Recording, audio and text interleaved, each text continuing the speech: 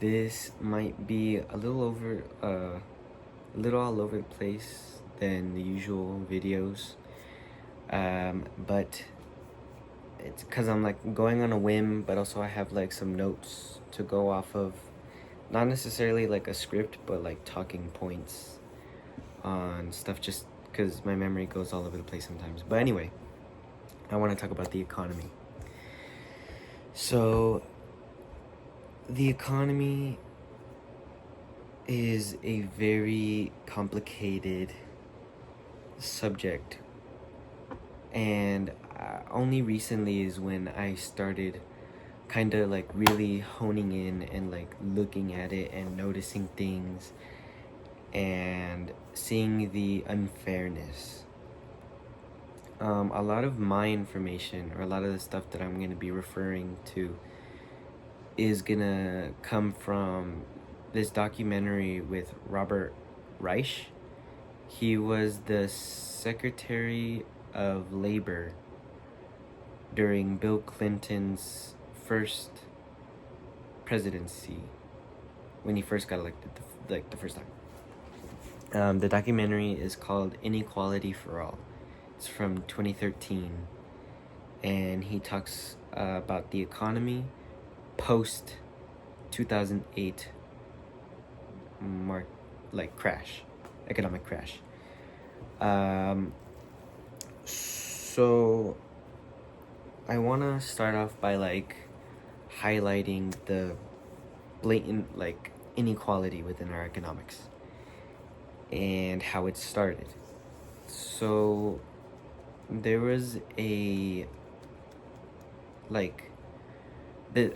trend where production from these big companies and wages were pretty much like moving parallel up until the 1970s, when this big gap started going, and wages stayed the same while production kept moving up and up, which it obviously means like people are not getting paid enough to what they're putting out, or else the wages and the production would have gone up at the same rate. But obviously that's not the case. But even with that, people were still able to like live, buy, consume, just like everyone else does like today. And the reason why is because of women. Women during the 70s, or around the 70s, had to join the workforce and get paid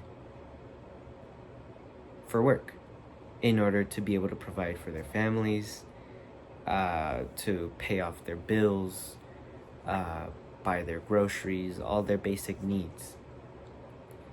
Even with that, well, they had to join the workforce because the money that the providers, were bringing home wasn't enough. They couldn't afford living in the United States because wages were stagnant. They were staying the same while everything else kept going up. So women had to join the workforce. Even with that, even with women in the workforce, two breadwinners within the home, they would often, the middle or working class would still need to get second or third jobs or work overtime just to be able to live check by check. And this obviously isn't unfair. Like, who wants to be working 3 different jobs or work so much overtime where you're like not home at all? This isn't fair. While there are billionaires, there's the 1% that sit on the top and are unaffected by any of this. Billionaires have they're before, we used to be like this. This would be the middle or working class. This would be the 1%. Now in modern days, it's like this. Imagine the 1% is hitting the ceiling and the middle working class is hitting the floor. There's a tremendous gap, and it's never gonna go away. There are a lot of causes, but there wasn't always this super great light. Right after World War II, we had a really great economy because we were focused on investing in higher education and making jobs shift towards skilled labor or skilled jobs. People were going to college or getting their degrees and getting higher paid jobs, which would pull people that are in poverty out of it. Right now, in the United States, it is much harder to get out of poverty than it is in any other country. I take that back. Not any other country, but most countries, such as Sweden or Great Britain, it is far easier to get out of poverty than it is here in the United States. This is because of higher education. Higher education is a key factor in pulling people out of poverty because they are able to get these jobs that pay better. They have a better chance at getting pulled out through higher education. Ronald Reagan was I think caveat is the right word, that threw like a wrench into everything, and he basically he made it so that the rich would get taxed way less. It went from the tax being rich 70% all the way down to 30%. This is crazy, and it's stayed the same since his presidency. It has never gone back up.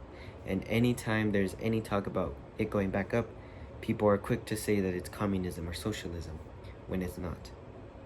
It is fair, because billionaires have more money than they could ever dream to spend within their lifetime.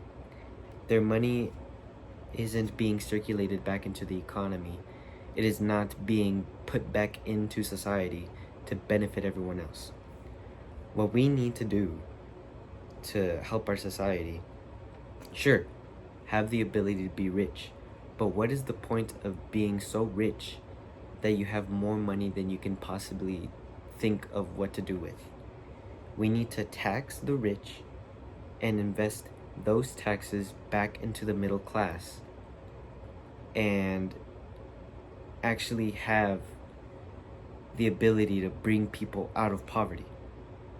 Then we can have a better society, a more skilled, more educated society that is able to focus on modern day problems, such as there are many problems within our world, but if we were to focus on higher education, then I feel like it wouldn't completely go away, but it would lessen.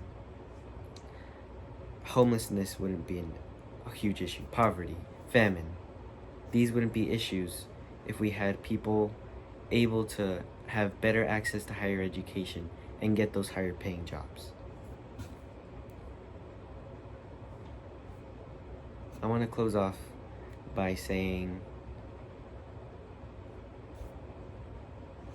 the inequality is criminal. It is just pure greed by the people at the top who have all the money and power. In order to fix this, we need to crack down on actually taxing those people that have more money than they know what to do with, and invest in the middle and working class, because those people in the middle and working class are the people that matter. They are the people circulating their money within the economy and keeping it going. Without the middle class, society wouldn't work.